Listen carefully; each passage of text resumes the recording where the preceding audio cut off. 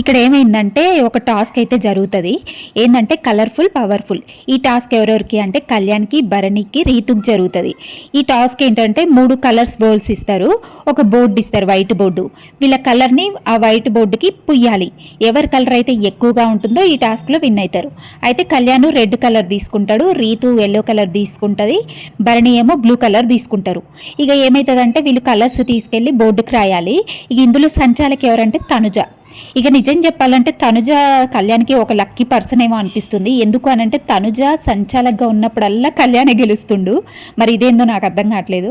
ఇంకా అక్కడ red colour బోర్డుకి ఎక్కువ ఉండడం వల్ల బిగ్ బాస్కి అనౌన్స్ చేస్తుంది, కళ్యాణ్ విన్నర్ బిగ్ బాస్ అని చెప్పేసి అనౌన్స్ చేస్తుంది.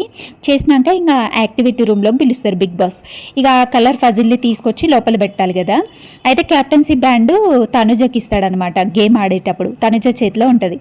అరే కెప్టెన్ నేను రా అనేసి బ్యాండ్ అడిగితే కళ్యాణ్ ఇంకా తనుజ ఆ బ్యాండ్ని తీసి కళ్యాణ్కి పెడుతూ ఉంటుంది అనమాట. అదే రా, నువ్వు క్యాప్టెన్ అయిన సంగతి కూడా నువ్వు మర్చిపోయినావు. యాక్టివిటీ రూమ్లోకి బిగ్ బాస్ ఎప్పుడో పిలిస్తే నువ్వు ఇంతసేపు నువ్వు లేట్ చేస్తున్నావు, ఎవరిని పిలవకుండా క్యాప్టెన్ రూల్సే పాటించట్లేదు నువ్వు అనేసి ఇక తనుజ అంటది. ఇక కళ్యాణ్ ఏమో సైలెంట్గా తనుజ వంక చూస్తూ ఇంకా యాక్టివిటీ రూమ్లోకి అయితే వెళ్తారు. ఇంకా యాక్టివిటీ రూమ్లోకి వెళ్ళి ఇంకా కళ్యాణ్కి సంబంధించిన కలర్ పజిల్స్ అయితే పెట్టేస్తాడు.